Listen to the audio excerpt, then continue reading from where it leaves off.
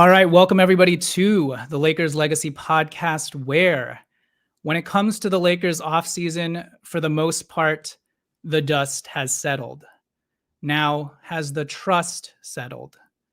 Well, if you ask any Lakers fan crashing out over Jackson Hayes' standard pay raise or Jordan Goodwin's waiving, they would probably tell you, no, Pelinka must pay for his crimes against Lakers Slavia.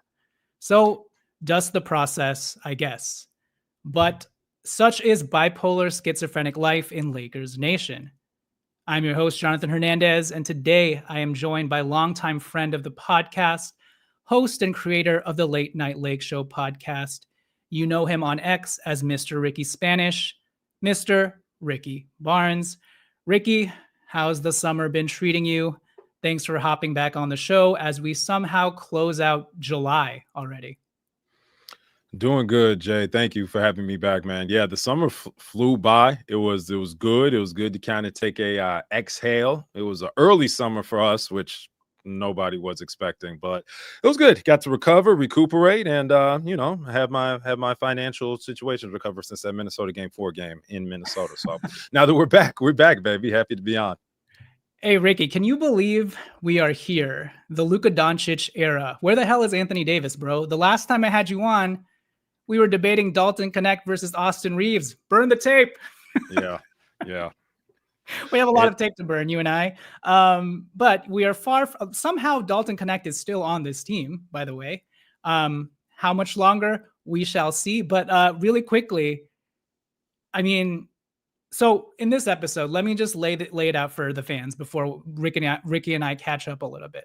So in today's episode, we are going to try to land the plane on the 2025 offseason here. We are going to talk about Rob Pelinka. Is he the master of panic or the master of patience or somewhere in between? We are going to talk about where this roster currently stands. Is this it? And if so, are we good with it? And then I'm going to ask Ricky who he's most excited about with regards to the newcomers and who he's most excited about with regards to the returnees. I guess excited might not be the right word. It's more intrigued by regarding this current amalgamation of the Lakers roster. Then we'll talk about lineup stuff. Yeah, Marcus Smart is starting. And then we'll try and get into more nuanced things and whether we have any interesting lineups that we want to see from this new brand of Lakers. And then lastly, we'll round things out by talking about, is this it? Are we good? LeBron James edition. But before that, Ricky, I mean, again, last time I had you on, we were debating, should we trade Austin Reeves? Because we good with Dalton Connect. Again, burn the tape. But last time we had you on, we also had Anthony Davis, and now we have Luka Doncic, and the world has flipped, and now LeBron James may want out. Before we get into all of that stuff, though, like 1 minute on just like, wow, Luka Doncic era. Well, as everybody in the NBA world knows, that was a unexpected move right before the trade deadline. And now we are here in a new season with what we see is skinty Luka, the slimmy Doncic. And man, it's encouraging to be in a position where, in all intents and purposes, Luka is still he's still got that new car smell on him. Right. And I think we all spent those first 2 months kind of shooting him bail. Like, hey, this man does not look like he's 100%. A lot of these step back threes aren't looking as crispy as we saw in the tapes, him breaking off the Phoenix Suns, the LA Clippers, the Denver Nuggets, everybody in the past. And then, he gets over and there's a little bit of growing pains when he gets to LA. But it's all good, man. I couldn't be more excited to just, sit in the reality that the Lakers, as of today, right, have a future Hall of Famer in Luka Doncic at a very young age, hopefully ready to take on this next era of Lakers basketball. I'm not too crazy about the pushing out of LeBron James while welcoming in Luka Doncic. I think that might be a little bit more narratives than reality. But if you believe the articles and what they say about them consulting Luka on trades, Luka working through pitching, our Marcus Smarts of the world, and LeBron being allowed to just enjoy his vacation and sing Not Like Us in European islands, it's kind of, I sit in between. I'm optimistic that we are heading in the right direction. We have our superstar of the next era. But at the same time, man, I can't help but to feel that this season may be one of those where fans expect another huge splash, when in reality, I think it's kind of writing on the wall that the work has been done since we got Luka last season. So I'm hyped. Couldn't be more excited for the boy. Couldn't be more excited to watch him at full strength. And yeah, man, I think I like what Rob put around him. I know we're going to get into it. A lot of folks have been very, very impatient about the Lakers offseason cadence of the picking up players. But we stand here today, and I think you can make the argument that you kind of like this roster a little bit more than you did than the one that was going into the playoff series against Minnesota. For sure. And cadence is a good word. We're going to get into that. And, we learned today, it's a rumor that's out there from Luka's camp that Luka is expected to maybe sign a 4-year, $229 million extension. If it is for 4 years, we are more than good, because to your point, Luka's fingerprints has been all over this Lakers offseason. And yeah, it's just crazy that, I was on with Omar last night, and we were just talking about how it's rare that you're able to reset your franchise in the middle of. I know fans are going to disagree about this because they'll say that we gave up on Anthony Davis and LeBron James too early, yada, yada. That's for sure. But I felt like it was going to be tough to recover from the Russell Westbrook trade regardless. And the fact that we were not only able to recover, but still be competitive. I mean, we've gone to the playoffs every single season past that year, and on top of it, the fact that we were able to, it's very rare to be able to reset your timeline and still compete in the process. And now we all of a sudden have Luka Doncic. Now it came at the expense of Anthony Davis. Big boy, you sucks for sure. But I don't know, man. I feel like we can get Anthony Davis back somehow. Anyways, I'm actually still expecting Anthony Davis to be in a Lakers uniform come media day. I think once I see him not there, it'll really hit me. But Luka Doncic is here. He I don't know if it's true or not, but the rumors are that he's expected to sign a $4 million, $229 million extension. I said $4 million, 4-year, $229 million extension. And if you look at what he's done, all the recruiting he's done this offseason, that totally lines up, And so for me, and this is where we can segue into Master of Panic, Master of Patience, Pelinka Crash Out Central. It is kind of amusing to me how fans can, on the one end, crash out about Jackson Hayes and then not give Rob Pelinka any credit for DeAndre Ayton and Marcus Smart and give Luka Doncic all the credit for that, right? Which, okay, if you're going to give Luka Doncic all the credit, well, if you want that Luka Doncic type recruitment, then you got to roll out the red carpet for Luka. And that includes paying WMEs, lesser clients like Jackson Hayes, and giving them their standard raise off of their minimum for their 3rd year of service. So don't crash out about Jackson Hayes on one end and then credit Luka Doncic for saving our offseason on the other end, because they work in tandem together, And to piggyback off that, Jay, to have Luka Doncic or, even your LeBron James or whatever ex-superstar recruiting on behalf of the team to bring in talented players, probably for a little bit less than what they can get in the open market, you need to go and get your Luka Doncic's on the roster, right? There wasn't the only way that Luka can recruit Marcus Smart to the Lakers is if Luka is a Laker, right? And so Rob did the Luka trade. I don't care how else you want to split it up. You want to blame all the Dallas folks for their competency. I don't care. He got it done. He got it done in silence. And now his best spokesperson he could possibly have right now, his new shiny Ferrari right out front for all the folks to walk by and see, it's Luka Doncic. And he's doing some of the work. It's okay. It's all right. Yeah, when LeBron was recruiting, that was okay. We didn't say Rob was incompetent. He doesn't know what I'm sure they were saying that the entire time, but I'm sorry. You need to get the big boys in the building so the big boys can do what they do and invoke their gravity on role players to bring them inside the house. It's a win-win for everyone, man. Who cares about the blame and the credit? They all wear a Lakers uniform at the end of the day. Yeah, and my point is, once you get them in, there's work to be done about properly rolling out that red carpet and fluffing it up, vacuuming it for Luka Doncic so that he feels comfortable. And so far, it seems like he feels very comfortable. And so now let's talk about, let me pull this slide up, Ricky. This is the Lakers offseason in a nutshell. You see it on top of you. Okay. I'll read it out really quickly. Then we'll talk about Pelinka and what we think of this roster. Out goes DFS. Out goes Jordan Goodwin, Alex Len, Markieff Morris. By the way, I just want to say, and this is going to be all part of this like impatience, this like crash out central by Lakers Nation. It's funny to me that we've spent more time crashing out about Jordan Goodwin and Jackson Hayes than we have praising the DeAndre Ayton and Marcus Smart signings. You know what I mean? But I feel like that may just be the internet age. You know, we're just so drawn to negativity and hysteria that it's like, oh yeah, we got DeAndre Ayton, Marcus Smart. That's yesterday's news. Jordan Goodwin, god damn it, Rob Pelinka. Yeah.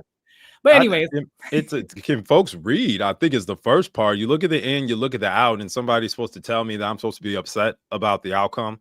Like I get it. You know, math is hard. Long division, algebra 2, all complex things, right? But if you see at the end that you get an answer that the teacher says is correct, who gives a fuck how you did the math, man? DFS is the only, and I will say Jordan Goodwin, I have a soft spot in my heart for him. That is a scrappy boy that likes to run around, chase players, and go out and try to make some scrappy buckets when you need them in the clutch. So, you know, at a very smaller degree, it's like being upset, right, that, you know, you out of your bag of candy, the first piece that you dropped, it fell on the ground. It's no good. That's how I feel about Jordan Goodwin. I really appreciate his game. He's going to hopefully continue to have a successful career, making a name for himself. But at the end of the day, if he is getting 15, 20, 25 minutes on your roster, you are not in the greatest spot. With that said, 3 non-essential role players are out. 1 essential role player is out. DFS. Looking at those numbers, I don't blame Rob. I don't blame him. That's a big check that you cut DFS, right? And he had his ups and downs. It wasn't all sunshine and rainbows when he was here as well. I get it. You spent however 90 million seconds to get him. I get it. Tell me your favorite second round pick of the last 30 years for the Lakers. I appreciate, you know, us fighting over everything, right? But bro, look at the in. We have 2 starters. We brought in 2 starters. Like, I'll just stop there. We lost 3 non-essential role players, and we picked up 2 starters and retained a starter that's now going to move to the bench. I'm okay with that. For sure. And for the audio listeners, I just want to make sure to read it out again. Out, we've got DFS, Jordan Goodwin, Alex Len, bye-bye, Markieff Morris. In, we've got DeAndre Ayton, Jake LaRavia, Marcus Smart, Jackson Hayes, Adu Thiero. So that is our in and out. And before we get further into, you know, what we think about this collection of moves, and by the way, guys, if you have any lineup suggestions about this current roster or some of your favorite lineups, throw it in the comments. We're going to get to lineups after the break.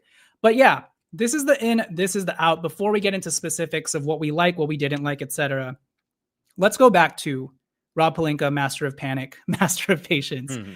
How are you feeling about the constant crash outs this summer? Let's stay here for a little bit because you would think, Ricky, the way that fans were reacting this past July, even in June during draft night, you would think from the reactions alone, if I didn't tell you any of the actual reality of what the Lakers did, you would think based off of fans' reactions that all the Lakers did this summer was trade for Dennis Schroeder, sign Drew Eubanks, and trade for Dario Saric, which is what the Sacramento Kings did, by the way.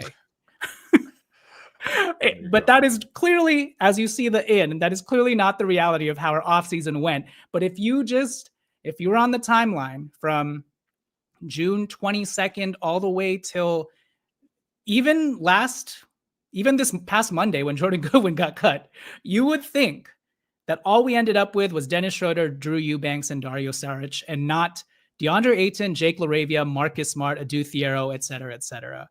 Now, fans crashed out all last summer that the team did absolutely nothing. And that made sense, right? It's very rare for a team to sit on their hands and not do anything. All that is fair. That crash out, totally fair. Sure.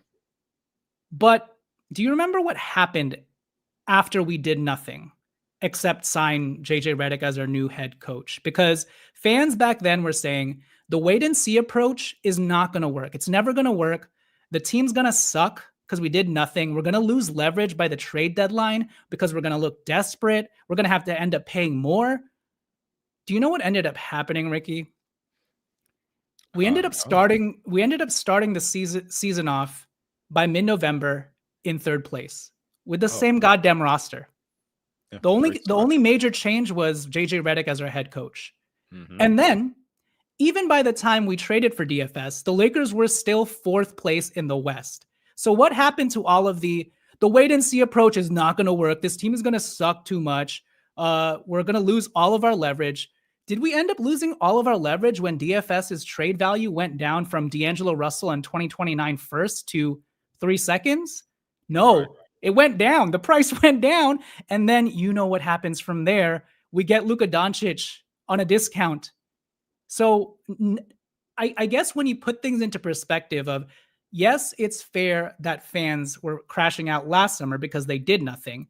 But having just seen that the wait and see approach actually worked for us this past season, we came away with Luka Doncic, DFS for only 3 seconds. Fans are going to haggle and say, but we didn't get anything for DFS.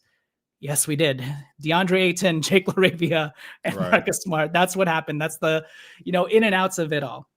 So for me, it's just funny that even after seeing all of that go down, seeing patience literally pay off this past season, this summer, fans still want to cry, whine, bitch, and moan over every single move, over every single non-move, as if every trade that they concoct in the trade machine is 100% a trade that would have been accepted if only Rob could just do his job, Right. And I understand, I don't want to tell fans how to feel, but really, Ricky, I think I just go back to this major question.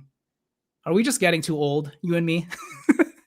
Are we just getting too old that our patience has worn thin on the fans who can't seem to find any patience or perspective in the way that they view transactions, especially this, TikTok generation of fans with seemingly the attention span of a gerbil. They just want their dopamine hit so that they can feel good about the rest of their summer every step along the way and be able to throw up goated memes left and right. But where do you stand on patience, perspective? Obviously, it's easy for you as well because you're like, hey, if the Lakers aren't doing me good, I'm going to shut this down and focus on my wife and my kids. But yeah, talk about crash out. Pelinka, master of patience. Pelinka, master of panic. Yeah, Johnny, and I appreciate everything that you said, man. It's actually probably about 30% of the reason why I got off Twitter for those a month and 6 weeks or whatever. I planned on being off until closer to right about now, and then Jeannie decided to sell the team. But yeah, it's one of those things where I do finally sit back and look at the timeline and being like, am I actually getting too old for this shit, man? I don't have the time anymore to sit down and obsess over every trade rumor from every NBA personality, big account, small account that knew what right words to insert into the tweet to get enough impressions. It's all a game, ladies and gentlemen. Family, I'll endear you, get you a word endearment.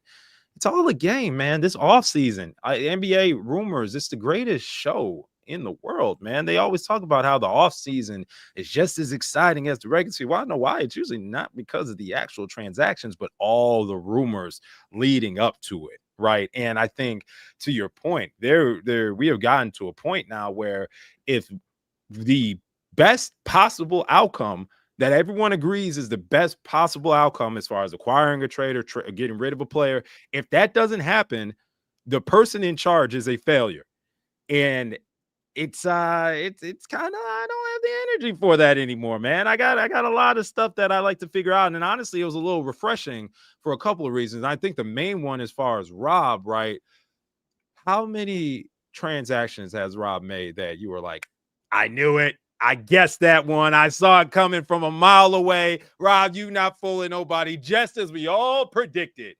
Maybe the DFS acquisition, but I mean, that was a glaring hole, and everybody knew DFS was up for sale. But I'll give you guys that one. You guys didn't see any of these other ones coming, not including the Luka Doncic trade, man. None of these transactions that ESPN is writing articles about, that we have our social media warriors posting cool graphics to get everyone excited about, they don't happen. And the more that we come to that realization that nobody knows shit besides those 30 GMs, they assistant GMs, the 12 superstars in the league, and half the time they don't even know anything. What makes you think that folks sitting in the chair, and yeah, sure, we have sources, you people have sources and stuff, but what makes you think that they're supposed to move because somebody writing about them told them to? Just because you think it should be a certain way, man, that's not it. So when you close your eyes after game 5 of the Minnesota series and you open them up today, like I essentially have, like I said, I've been pretty disconnected, and I take a look at this roster that the Lakers are putting together. Is it the greatest show on turf? Are they the number 1 team in the NBA? No. Are they better than last season? In my opinion, yes. Do they have a starting caliber center? Yes. Did we have one last season? No. Was that our biggest hole in our lineup? Yes. What are we talking about? What are we doing? You said it perfectly. And to your point about fans not knowing typically what Rob Pelinka does, even with DeAndre Ayton and Marcus Smart, fans are going to say, oh, that's pretty obvious. We've been talking about him. When you guys were talking about, I'm talking even me, when we were all talking about DeAndre Ayton and Marcus Smart, we were talking about Rob Pelinka should trade Rui Hachimura and something else for these guys. What did Rob know that we didn't know? He knew that they were going to get bought out. And he didn't do the dumbass trades you wanted him to do and we're crashing out over because he didn't do them. Maybe, just maybe, we should take a step back, let the dust settle, which is the theme of this show, and see what happens. Rob Pelinka, again, I'm going to say this. People, when they watch my stream, I think they confuse me with someone who is a Rob Pelinka stan or someone who carries water for Rob Pelinka. That is not the case. I will 100% say right here, right now, Rob Pelinka is a mediocre GM. He is not the most optimal option that we could have, but he's what we got. And that does not mean that just because he's mediocre, that every single thing he does, he doesn't deserve credit for. Every single thing he does sucks. Every good thing that happens, he looked into. Like there is a fine line between that and whatever low-hanging fruit, lowest common denominator narrative that X wants you to hold on to. And in this internet age where we play this terrible echo chamber game of telephone, where we just latch on to whatever big account is being the most hysterical and say, oh, well, Rob Pelinka was bad-mouthing DFS and, it just shows that he sucks. And then that ends up being like the narrative for every other single account that's not, critically thinking. This is sort of what we get. And I mentioned it on Omar's pod yesterday, even with regards to the DFS thing. Have you heard about the DFS discussions and how it went sour? So the biggest thing right through them. Yep. So the biggest thing that people are running with is the fact that Rob Pelinka was bad-mouthing DFS to other agents, Ricky. Mm-hmm. Apparently, he was telling them not to sign him. Now, okay, I'm not saying that his wife is cheating on him. Everything, man. Every bad thing in the book. Rob was letting all the tea fly. Exactly. So I'm not even saying that he wasn't bad-mouthing him, but let's take a step back a little bit. What could Rob have possibly been saying to these GMs that didn't already know about DFS? Because DFS was 31 years old. He is coming off ankle surgery. Could it be the case, Ricky, that Rob Pelinka was just stating the obvious to a GM friend of his and was saying, yeah, I don't know if we really want to resign this dude to 3 years because he's already 31 years old. He's coming off ankle surgery. And also, we think DeAndre Ayton might be getting bought out. And what if that, in this game of telephone we play, gets misconstrued as bad-mouthing DFS? Does that sound logical to you that Rob Pelinka could just be stating the obvious? He's 31. He's old. He's coming off ankle surgery. We're not sure about him. We don't want to give him 3 years. Yeah. We could put it even as simple as this, brother. I don't care what Rob said about DFS. If Rob presented a 4-year, $53 million contract to Dorian Finney-Smith, I think Dorian Finney-Smith would be wearing a Lakers uniform, even with him calling him out of his name. That is the difference in why Dorian Finney-Smith is not a Laker. Not because Rob said mean things about him and potentially was talking ill about his health to other GMs. Save it. Save it. I'm sorry. Everybody plays fantasy football. Yeah, I know you're not connected to these players. You don't know them personally. You know what you say about your own players just to try to upgrade in a trade. You will either pump them up, bring them down, justify it in your head just to get ahead. I'm sorry. There is no, they say there's no honor amongst thieves. Do you think that the general manager's position in professional sports is supposed to be honest, Dave, 100% of the time? It's not going to be pretty, y'all. And I'll just say, once again, 2 years and 4 years, $53 million is all the difference between how you can talk to me. Oh, absolutely. If there's anything that Rob Pelinka said that DFS didn't like, it was only 2 years. Yeah, that's the main thing he didn't like. Yes, amen. Say that. That was again. The worst thing he could have said. Okay, so let's move on from Dorian Finney-Smith. So to your point, I mean, look, DeAndre Ayton, Marcus Smart, Jake LaRavia. Yes, we re-signed Jackson Hayes, but that's all part of the Luka package. We got a Thiero, move 19 spots up to get the second round pick. To your point, I feel like we met all of our needs coming into this offseason that we had, right? Like, what was I think it's good to talk to you because you obviously, after the Minnesota Timberwolves game, when we lost, you turned your TV off, you turned the internet off, and then you've now just come back to life and you see our roster and you're like, oh, okay. So I want to ask you, expectations versus reality in what you see now, because you kind of just talked about it earlier. We needed a starting center. We got that. We needed a point of attack defender. Okay, we lost DFS, but in comes Marcus Smart.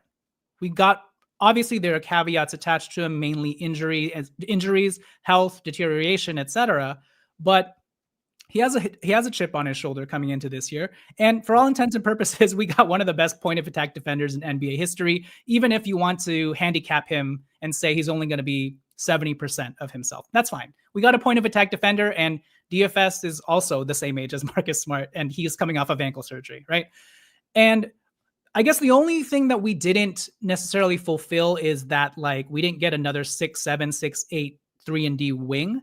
Yeah. But if you combine Jake LaRavia and Marcus Smart together and then think about the kid that we drafted, Adu Thiero out of Arkansas and Kentucky, like, we have that cooking, and we still have all of our assets is the biggest thing. So the wing that you want, we've got it cooking, whether it be a trade, we've got it cooking via Bronny James, Adu Thiero, and Jake LaRavia is no slouch defensively. So for me, the fact that we were able to do all of these things, we check marked every box that we had that we needed to fill. Maybe it's not like a bright green check mark, but the fact that we didn't give up any assets to do it, it's a check mark nonetheless. So anything else you want to add? No, I think you touched on it, honestly. The one other piece that I would have liked to see the Lakers add was that longer 3-and-D wing defender. But hey, newsflash, every team in the NBA wants one of those, right? So it's I get it. You see the reasoning for the Marcus Smart acquisition, and even with all the injury history behind him. I was actually listening to your last pod earlier today, and you having to drop him from your fantasy team. But maybe that's all the motivation he needs to get back to it.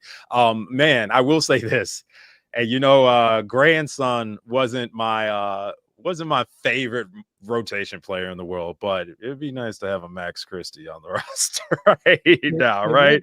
But I'd much rather have that Luka Doncic number 77 in purple and gold, man. So yeah, I mean, I think the big superstar, not superstar, but the big super names you heard in the offseason kind of fill that role was Andrew Wiggins.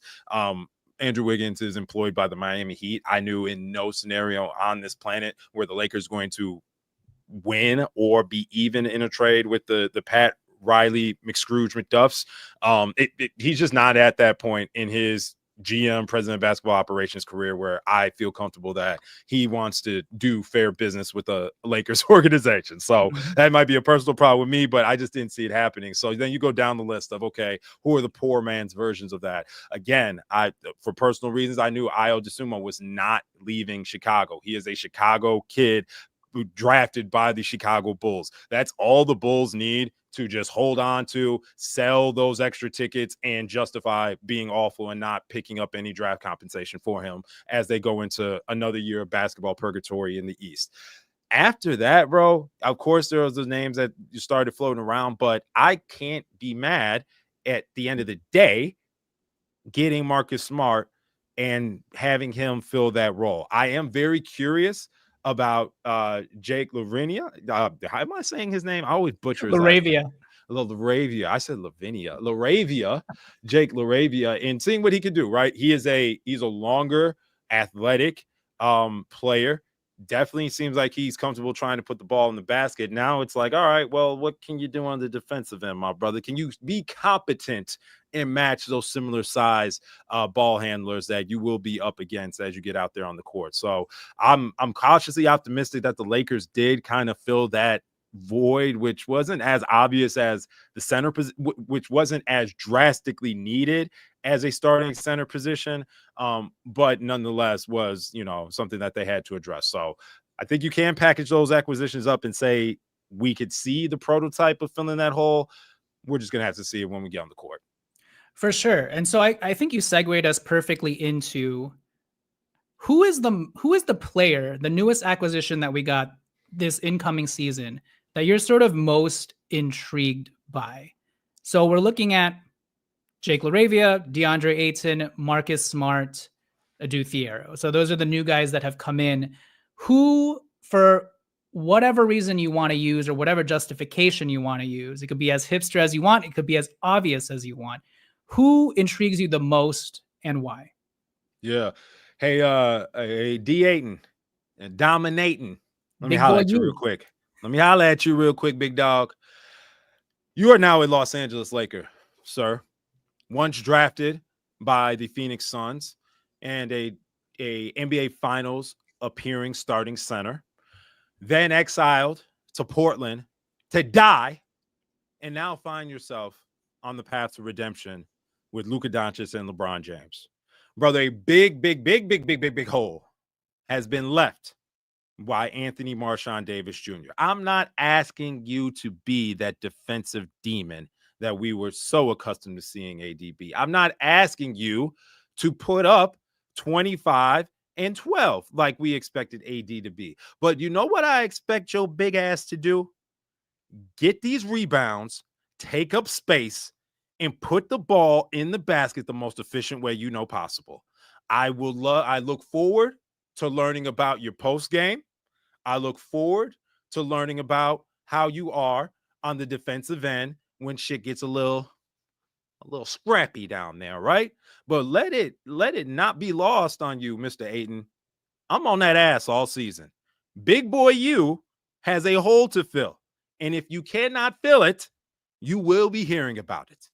And I know that he is obviously going to be an upgrade over what we had in Jackson Hayes, right?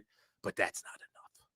I need that nickname in purple and gold. I need dominating in his role in purple and gold. And that is where my eyes are going to be, brother. And you know me. I'm on his ass all year. I think Ayton is going to have a career year. He has never played with two players. He played with Chris Paul once. So, yes, he's played with a visionary playmaker like that. But has he ever played with two of them, Luka and LeBron? This dude is going to average 20 points, write it in pen, clip me, whatever. This guy's going to average 20 points just off of lobs and running hard alone. And this is a career year. This dude's going to be amazing in a career year. I'll just say that right now.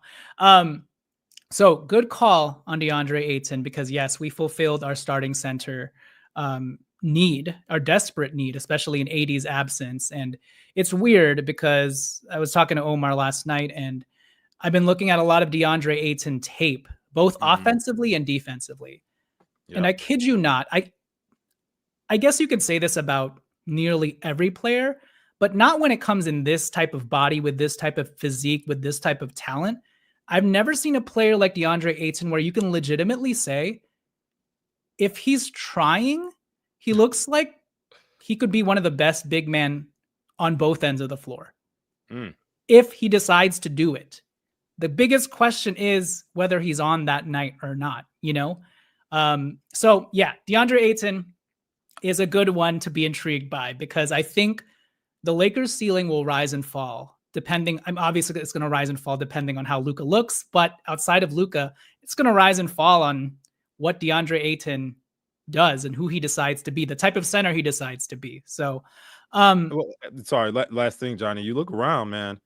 This ain't who's your last small ball team in the league, and what does small ball even mean now? Having a bunch of 6'8", 6'9" guys on the court, like this game has the pendulum has swung back. Big boy U is all throughout the NBA. We picked up a giant, a human that you would see out in the street and be like, God damn, you must be in the NBA.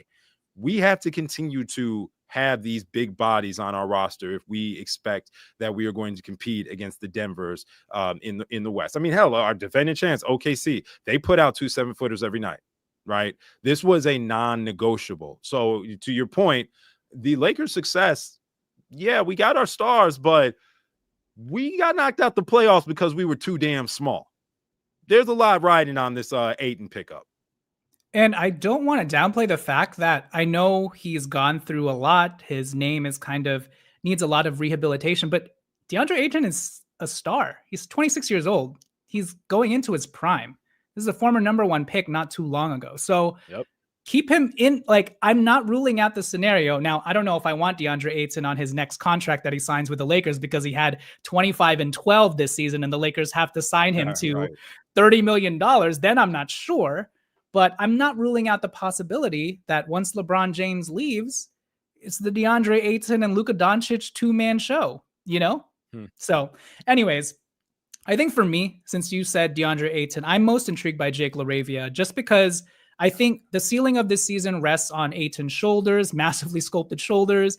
We kind of know what both Marcus Smart and DeAndre Ayton can bring to the floor, even at their floor, right? And we can also anticipate, based off of their history, what they can do at their ceiling when they're really clicking. But Jake LaRavia, he's the mystery box. He's the question mark. We've only seen flashes of him. He's only 23 years old. He's younger than Dalton Connect. If this dude hits his ceiling, what could we have here? And that's why I'm sort of most intrigued by Jake LaRavia. And we've got him on this $6 million contract for the next 2 years, like summer of 2028, I believe. We have him on a low cap hold. We could do a lot of things with this dude if he ends up hitting, you know? And Jake LaRavia, I mean, that's what we're here for. We need another one. And Jake LaRavia, if you've actually seen him when he's got in time, to bring it back to fantasy, there was a season where it was either me or my friend picked up Jake LaRavia during like a looter in a riot stretch for the Memphis Grizzlies. And I kid you not, this kid was putting up like 25s and 10s, like double doubles, hitting threes. He's hit like 9 threes in a game before. Like, this dude can go, and he's a very underrated defender. I think they I think they signed him in anticipation that they may just have to move off of Dalton Connect, and Jake LaRavia is the better version of DK. So there it is. Again, Jake LaRavia is younger than Dalton Connect. Now, when it comes to an older player, with regards to, and by older player, I'm talking about an internal player, a returnee. Which player are you most intrigued by, and why is it Maxi Kleber? No, I'm just kidding. Which returning player are you most intrigued by, and why? Yeah, I was thinking about that, and I didn't want to do the lazy answer and say LeBron, but you know, I truly, Jonathan, he's an enigma, man. And if he's really going to leave this game as a top 10 player, that's absolutely unheard of. And I'm not saying I expect the wheels to fall off of LeBron James, but when it comes to what's defense looking like in the 25-26 NBA season, what's the turbo buttons? When is he going to decide to press on those throughout the regular season? Because we know how this game goes, right? He's gonna smooth his way into the season. You know, a lot of these quarters, a lot of these games are gonna be on Luka's shoulders. And when he needs to turn it on, he'll turn it on. My question is, how far up does that meter go in the 25-26 season? However, folks want to believe, don't want to believe. They said it was a grade 2 MCL strain, right? Mm-hmm. Yeah. That, dancing aside in videos a couple months later, for an old player, for the oldest player in the NBA, you have to start taking account of LeBron's getting banged up more and more. And, as we are both from the church of Kobe, they start compiling, right? And I will say this, we talk about Aiden and, the ceiling of the season rests on his shoulders. Don't get me wrong. LeBron goes down, or LeBron's not going to be the LeBron that we need him to be. This don't look how we expect it to look at all, right? Now we have a lineup where we have a Luka Doncic, who's not a prime defender, Austin Reeves, who he has heart, right? Then you have, whether you're putting in, Marcus Smart, who, yes, he has defensive chops. Then you go LeBron and Ayton. If LeBron is no longer a guy that can guard down to threes consistently, and he needs to be more so on fours, it changes the dynamic of your defensive rotations. Luka's not guarding ones consistently. LeBron's not guarding threes consistently, but they're both playing the 1 and the 3. I'm intrigued by arguably the best player in the NBA, how he looks at the defensive end of the court in this 25-26 season. I don't doubt that he'll step it up when he needs to on offense. But it's truly, I think it is truly something that is just not looked at too much, and we take him for granted and have an expectation of him being a certain level of player. But if we're being honest to ourselves, and I think one of the comments just pointed out, the tank's getting less and less full every year, and that's no knock against LeBron. These aren't Cleveland days. These aren't year 1, year 2 Lakers days. Still top 10. But we need to make sure that our expectations match reality as we go into the season.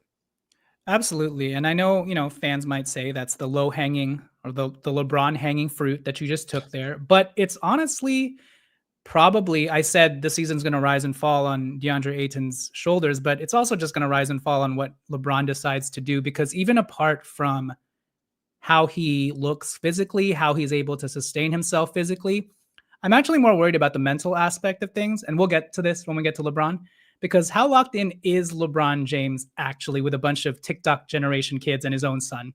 So that's kind of a teaser for when we'll talk about LeBron James in a second. Really quickly before we take it to break, though, my old / returnee player that I'm most intrigued by is probably going to be Jared Vanderbilt, because this dude has been chronically injured as well. He's going to have his first real healthy offseason. And with regards to our number one need now that's still left on the table, we talked about it. It's that 6'8+ guy who can really defend the hell out of the ball. And in the absence of that guy, the best stopgap solution for the Lakers would be a healthy Jared Vanderbilt, even with his deficiencies on the offensive end. So my biggest question is Jared Vanderbilt going to come in healthy? And if so, that could be a game changer that none of us really are anticipating, because we kind of want to get rid of his ass, these days. So anyways, before we talk about lineups, before we talk about LeBron James, I first want to talk to you, Ricky, and talk to you guys about a new book by author Carl Barney about something we all strive for, and that's happiness. Because you weren't born to coast through life. You were born to feel alive, to wake up with energy, to live a life that excites you. And the new book, The Happiness Experiment, is the tool to help you do just that. It's not fluff. It's a practical system to help you find your unique version of joy, meaning, and drive. It's time to stop surviving. It's time to start thriving. So if you want to learn more, take a few minutes at the end of this podcast and listen to an interview about the happiness experiment and how you can bring it to life. Discover your unique happiness type by taking the free assessment at myhappinesstype.com. That's myhappinesstype.com. Then grab your copy of The Happiness Experiment at booksamillion.com. That's booksamillion.com. All right. Thank you to Profluence and The Happiness Experiment for today's promo read. Let's pitch it to a couple of sponsors. And when we return, let's talk about starting lineups that we're intrigued by, and then round it out with more LeSaga. All right, so we are back. Ricky, let's talk about lineups now that the Lakers offseason is pretty much set. I mean, we've got 14 guaranteed guys. I think this is it for now, honestly. So let me pull up the proposed starters. Now, if you're looking at OG, the real OG starters would include Rui Hachimura, but I think we know what the starters are. It's Marcus Smart. God damn it, Marcus Smart is up there. So here are the proposed starters that everybody's been talking about. It also just makes like practical sense, right? So we've got at point guard, Marcus Smart, shooting guard, Austin Reeves. Those guys are interchangeable. We know the real point guard is Luka Doncic, but we're slotting him at the 3. Then we've got LeBron James at power forward. Him and Luka are interchangeable. LeBron James is also one of the greatest point guards in the NBA. And then at center, there's no other big that we can slot in here than Dominatin. Right. So what do you think, before we start messing around with this and thinking about, well, what about this guy? What do you think about this proposed starting lineup? I think this is like the consensus starting lineup that I think most people can agree upon, or even if they don't agree, they won't push back very hard on. Yeah, no, I agree. This is probably the lineup that we go to war with on opening night. I can't wait to see what Marcus Smart that we're going to get. You said if we could get 75, 80% of him, we'll take that. I honestly haven't heard his name since 22 in the Defensive Player of the Year award. So, man, it's truly the biggest question mark. What level of and it's only because of health, right? And if he is healthy, I love this lineup, right? You got hard-nosed point of attack defense. You got 3 playmakers on the court, man. That's big. Austin, Luka, LeBron, 3 guys that could get the basket and 3 guys that know how to, don't forget about Marcus Smart though, too. Don't forget about Marcus Smart. Well, yeah, you're right. I think the focus is so much on his defensive side of the ball that, I take for granted, or just I haven't spent a lot of time thinking about what he could do on the offensive end. Yeah, he definitely knows how to play the point guard position, right? That's why you got to slot it up there. So I like that. I like how you have that versatility. Like I said, it's just it's that power forward, point guard, slots right there. I think we know what we're going to get from Austin on the offensive defensive end. Same with Luka, right? And honestly, if Ayton decides that he cares every night, I think you have a level of expectation that you have out of him. So as long as I can get that Marcus Smart that Jonathan Hernandez has in his expectation bank, I'm in love with this lineup, man. I think we could go to war with this, even with Hachimura Network going to the bench. Yeah, I agree. And, Marcus Smart, that's like big boy you at the guard position, right? That's that bully ball that you want. And again, I mentioned it earlier, DeAndre Ayton, I know we just look at this lineup and we're like, oh, it's all offensive players and Marcus Smart. But DeAndre Ayton, one, even when he's like not operating at 100% motor, is still always going to average 10 rebounds a game, like rolling out of bed, right? If he just ups his like level of intensity and motivation by 80%, that dude is a good defender, can be a good defender. So I would like to see DeAndre Ayton, I would like to see him change his reputation once again back to how it was in the 2021 season when he was the starting center on an NBA Finals team, because that year he was good defensively. So if we can also get that version, then we're looking at 2 good defenders in the starting lineup, Marcus Smart and DeAndre Ayton. Emphasis on D. Pause. Anyways, so that is the proposed census starting lineup. I'm also okay with it, given health and whatever happens in training camp, whether JJ Redick sees that all right, they're really meshing together. I like what I see. Totally makes sense. Now, do you have any other starting lineups that you're kind of interested in? Or I can go. I have some too. Yeah, I mean, really just what I'm trying to work through is if this is our starting lineup, And I know it, lineups aren't just hockey shifts, 5 and 5, obviously, but I do start to look at that bench squad and go, all right, who's leading the ship over there? Who are you, Gabe? Gabe? I don't think it's going to be Gabe if we're trying to move into be bigger basketball players. So I know we're going to get into the other lineups, but it just makes me try to put a more honest lens on our starters, because you do need balance, right? You just can't fully load up with your starting 5 and expect that they will carry you all the way through. But again, it will be a mix. So really where I'm trying to float in is if Smart is 100% healthy for what he is right now, right? And if the answer is yes, and he wins out and proves it in training camp, great. If it seems like he's still working his way back, I mean, you know what you're going to get out of Rui every night. I don't think anyone expects him to be the ball stopper on defense, but that mid-range jumper and that open three, he's good for taking and mostly making those. So that's really the only swap out. Could you make a case for Vanderbilt scratching and clawing his way back to the layup? Not until he makes a fucking layup, to be honest with you. It's just starting to get rough. And to be honest, it's even more rough when he's coming off the bench and then can't make a layup with bench units. So I really don't know what to do with Vandy in that regard. Put him with the starters around a whole bunch of A-tier playmakers, or put him on the bench as an attack dog, but he's going to struggle to make really any other impact. But that's kind of the only spots where my head's at. What you got? Well, perfect that you just naturally segued us into this, because stand back, Ricky. Let me stretch. I'm going to do the Jared Vanderbilt, the case for Jared Vanderbilt starting. Let me crack my neck a little. Here we go. I got the slide ready. Here it is.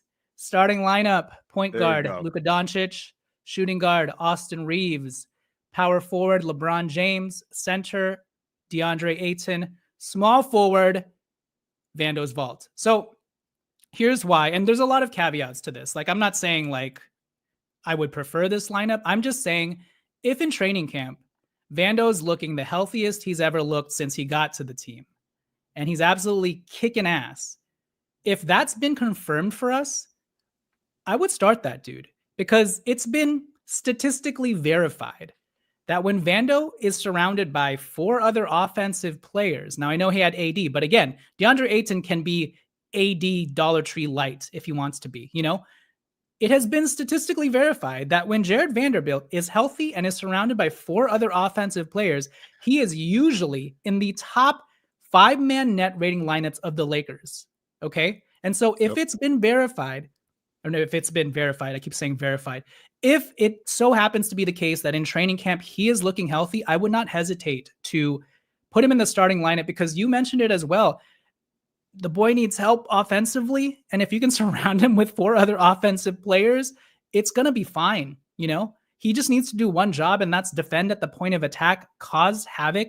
Can you imagine this lineup with this size? I mean, Vando is like 6'9" with like a 7'1" wingspan. Yeah. You've got 4 6'9" plus guys who can all rebound the ball. Yeah.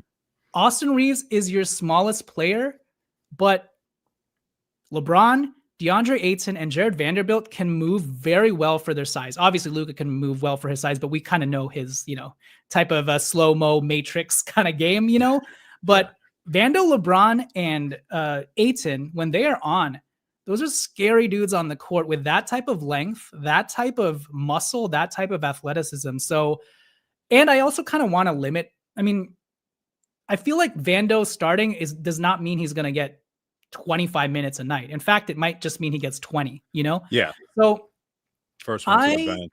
So that's my defense. Speaking of defense, that's my defense. I'll just say with Vando, to put a bow on where he should be. To me, and I was thinking about this as you were talking, Jared feels like the guy in your homies group that when y'all all go out, everybody, they vibing, everybody talking to the ladies or significant others. And, everybody ends up getting something to pull back from the club, right? Or from the bar. He has a role to play. He's a funny guy. He's in that slot.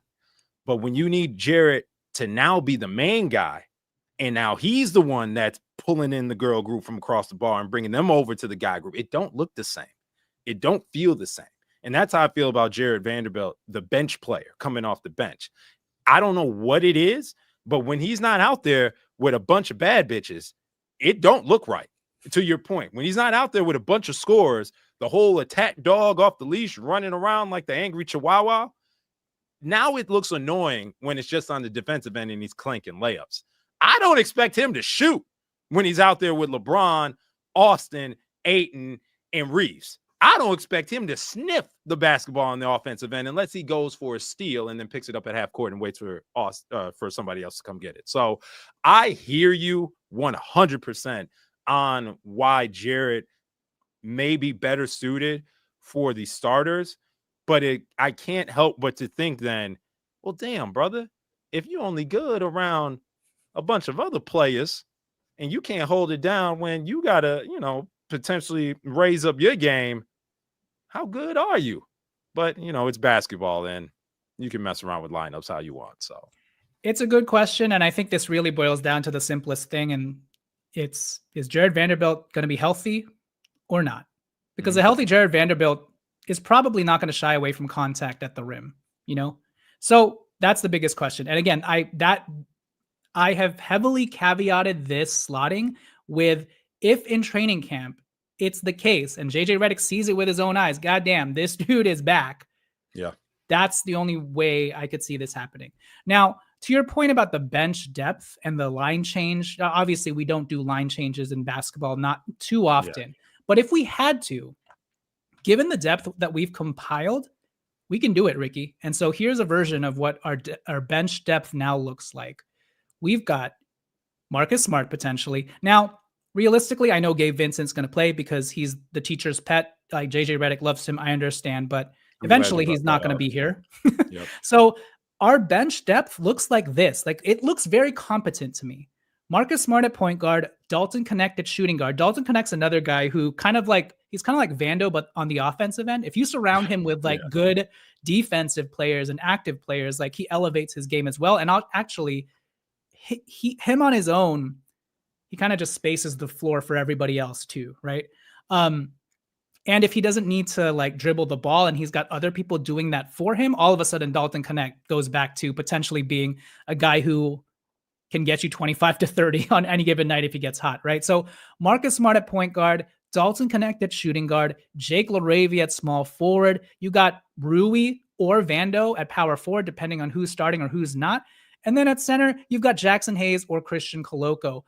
Jackson Hayes, by the way, as much as we like to clown him, that dude, when he was starting for the Lakers in absence of Anthony Davis, the Lakers won 9 of 11 games last season.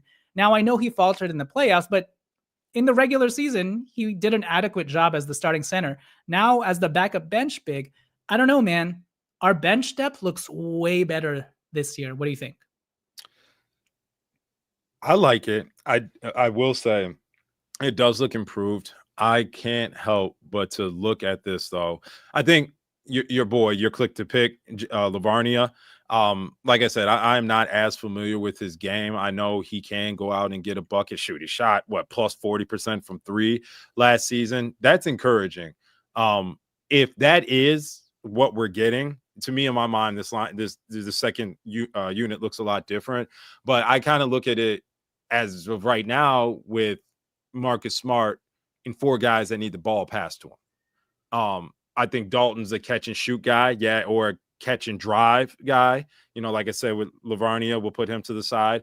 Rui, when that ball is getting passed, it's going up, right? But you don't see him too much off the dribble. And then Jackson's there and Koloko's there for the lobs, right? So, not every second unit is supposed to be as quality as your starters, right? So I guess my only call out would be I am, optimistic to see how Lavarnia ends up operating with the Lakers during training camp. Is it and Dalton Knecht or Dalton Knecht is kind of my question for that second unit. Like you mentioned earlier, Big Gabe, he kind of got a little bit of an inside track, right? Him and JJ, they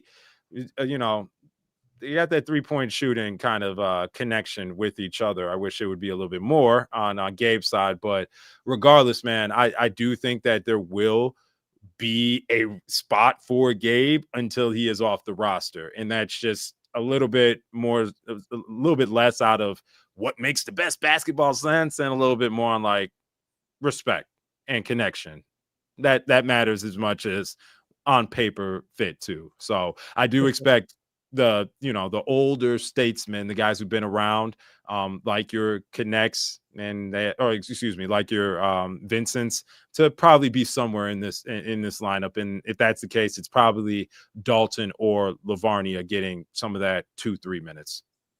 Absolutely. I kind of want to keep this stream going just so that you can keep saying Lavernia or just mixing his. It's Laravia. Yeah, but honestly, please, at this point, the bit has to keep going. You better not say Laravia again the rest of this stream. You got to come up with another version of it, okay? If you have to say his name, not Lavernia, you got to come up with something new, okay? I think your point is well taken. Again, that's why teams don't typically do line changes, obviously. I think this was just an exercise of like, if we needed to, this is a line change that makes competent sense to me. You got Marcus Smart doing his point guard thing, which he's averaged 6 assists before for a season. You got Rui Hachimura, play him in the triple threat position. That guy's going to get buckets. And Jake LaRavia, I know you don't know his game too well. That dude can handle the ball as well. So Lavernia, Laravia, Latvia, out of the rock, Latvia. And so I think lastly, before we get to LeBron James, I'm going to pull up personally for me, what my most intriguing lineup is. And it's this one. I'll just go out and say that Austin Reeves is going to start the full rest of the season just because this is a contract year for Austin. We want to play nice with him. We have to re-sign him next summer. That's right. Yeah, that dude is not going to the bench. That dude is closing every game. Whatever we need to do for Austin, we will do it. So with that out of the way, having said that, I do want to see this lineup that I've just brought up at some points on the court this season, because I feel like it's the most well-balanced, perfect blend of both offense and defense. And so I'll read it out for the folks who are listening. Point guard, Marcus Smart. Shooting guard, Jake. Saudi Arabia. Jake, Saudi Arabia. There you go. Small forward, Luka Doncic. Power forward, LeBron James. Center, DeAndre Ayton. This is a great blend of size, defensive hustle and motor, and also offensive competence as well. Everybody in this lineup can handle the ball. Everybody can put the ball in the basket, and everybody. I mean, I'm asterisking DeAndre Ayton for this, right? But everybody can hustle and play defense if they want to, or they've proven it at least in the past. And Marcus Smart is the smallest player here because Jake LaRavia is a legit 6'8". So you've got Marcus Smart surrounded by 6'8 plus 4 other 6'8 plus players.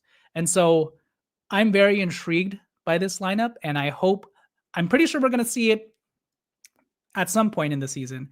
And once we see it, I wouldn't be surprised if it's one of our highest rated net rating 5-man groups, to be honest with you, even if without Austin Reeves there. Okay, so Ricky, help us land the plane. LeBron James, is this the end? I'll set you up and tee you up by saying this. I get both parties. I get both sides in all of this. I get the Lakers if it is a case that they didn't offer LeBron James the contract that he wanted. I get the Lakers not wanting to give LeBron a new long-term deal that gives him another player option to thereby control the Lakers' destiny of what they're going to do and whether they need to wait and see every summer now that they've got Luka Doncic in tow, whether they need to wait and see whether he's going to return, opt out, do another one. I get the Lakers for being like, let's just see how this plays out. You let us know how you're feeling, but we don't want to commit to another 1+1. It sucks. You wish that you wish there was a scenario where everybody could have their cake and eat it too, right? At the same time, I also get LeBron James if he feels disrespected, or simply if he just wants to be on a team with more of his homies, which is kind of like my dark horse reason for why I feel like LeBron James is wavering, or wavering, not wavering. But also the other thing is, for me, this has to be an awkward position for LeBron because this is the first time in his life that he doesn't have full autonomy and control over a team, whether it's like roster decisions or just like vibe. Like LeBron James is the ringleader of every team he's been on. They go as he goes. They go as he dances and how lit he is, et cetera, et cetera. But for the first time, I feel like even he feels like he's just the adult in the back of the room, just standing with his arms crossed and sort of nodding, you know? So this is the first time that he is a semi afterthought to start the season. And we see Luka Doncic moving chess pieces and whatever. And LeBron James is off, you know, dancing in wherever, Dubai. I don't know where he is. But yeah, I leave the floor to you. LeBron James, is this the end? If so, how do we feel about it? Do you still want him on the Lakers? Do you want him to retire as a Laker? Take it however way you want. Yeah, I mean, the first thing that kind of my mind goes to, and we're semi talking apples and oranges when I bring up this former Laker great with the last few years of Kobe, right? And you know, the Lakers did give him that 2-year, $48 million extension to kind of ride off into the sunset. But even before then, when it was obvious that Kobe was getting banged up pretty consistently, and the Lakers were trying to add other superstars around him. You know, your LaMarcus Aldridge's, your Carmelo Anthony's, the list goes on, right? But back in the day, I wonder what that world would have looked like if the Lakers were successful in landing their equivalent of the Luka Doncic, right? And what would be the dynamics of the Lakers. And now Kobe was a Laker, a lifelong Laker, right? There are different dynamics in that, but I wonder if the pivot would have been so hard as what we're seeing and what we're rumored to be hearing about how the Lakers and LeBron James are no longer on the exact same path, walking step with each other, right? We are starting to see where that split in the fork in the road is coming up, and LeBron may be going this way, but for sure, you know, the Lakers are going that way. I think it's all, I think it is all a part of the business, in the sense that the Lakers have no other choice but to now start thinking about the Luka Doncic era. They have no other choice but to prioritize what these next 2, 3, 4, 5, 6, 7, 8 years of Lakers basketball look like. Does that have to be at the expense of not informing LeBron about acquisitions or the team being sold? I thought the team being sold and him not being aware of that rumor, which I think might have been debunked, I thought that was stupid if true. Just tell him, hey, we're selling the team. I don't know what to tell you. But at the end of the day, man, LeBron James has never been traded in his NBA career. LeBron James has never shorted his NBA contract. Every contract that LeBron James has signed, he has played through, whether he has decided to add another year or opt into a new contract where he has a 1-and-1 and then has that player option. He's always had that control, to your point. Now he's opted in with no new deal. This is a new world for us all, baby. What happens after this with the LeBron James that everybody says has 1 or 2 years left in the NBA? Time will only tell. But if you ask me, man, I think LeBron is going to ride this into the sunset with the Lakers. He has spoke so highly about wanting to play with Luka Doncic over the years. They delivered him that. If that isn't, you know, yeah, it's for the Lakers, but LeBron, you can't say that we left you with Smooch Parker and Kwame Brown to finish out your career, right? So I'm here for it. If LeBron says, hey, after this year, I'm going to do my farewell tour in Cleveland, I'm sure the Buss family will do everything in their power to not lose out on that revenue for that season, right? That's that whole other thing. There's the whole business side of a LeBron James farewell tour that, you know, I'd roll out the red carpet, if nothing else, just for that season, right? But, you know, the chips are going to lie as they lie. And if LeBron thinks he has more in the tank past next year, maybe it is going to be that there's a new chapter in his career that doesn't have the LA Lakers on his jersey. But if you ask me, man, LeBron's probably only going to don 3 jerseys in his NBA career: a Cavs one, a Heat one, a Lakers one.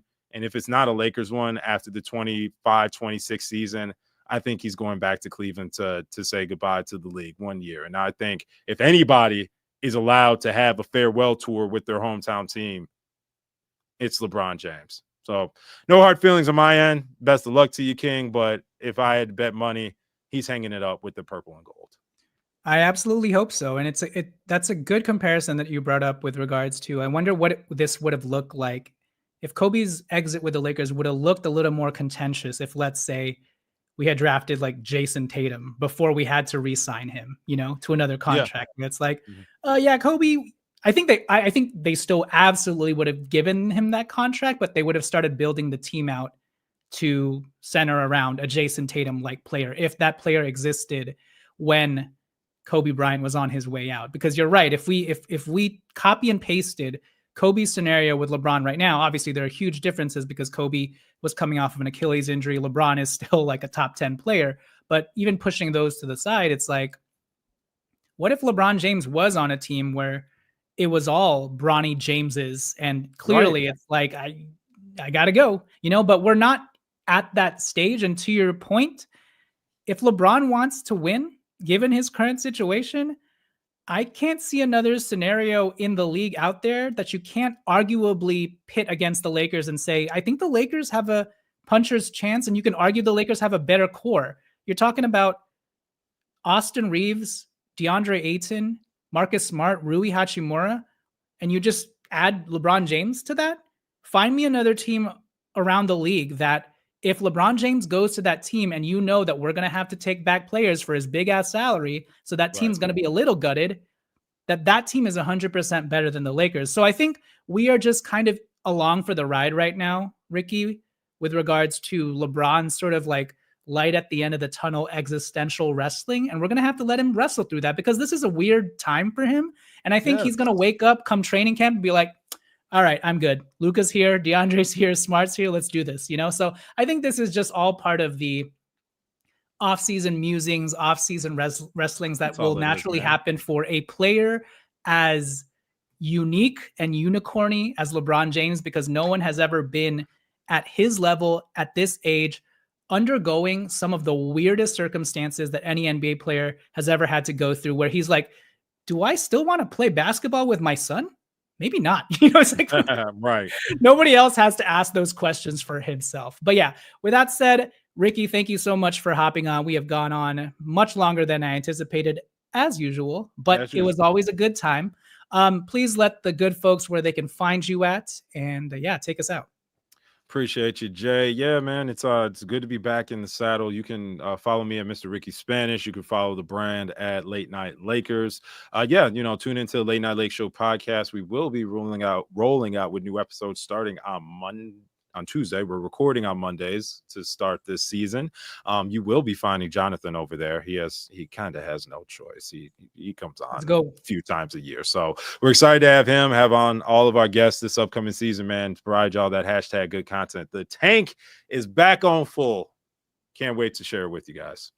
There you go. As usual, follow us on X at Lakers Legacy Pod. Please subscribe to our YouTube channel at Lakers Legacy Pod as well. That's where you will find all of these streams, all of these cool guests.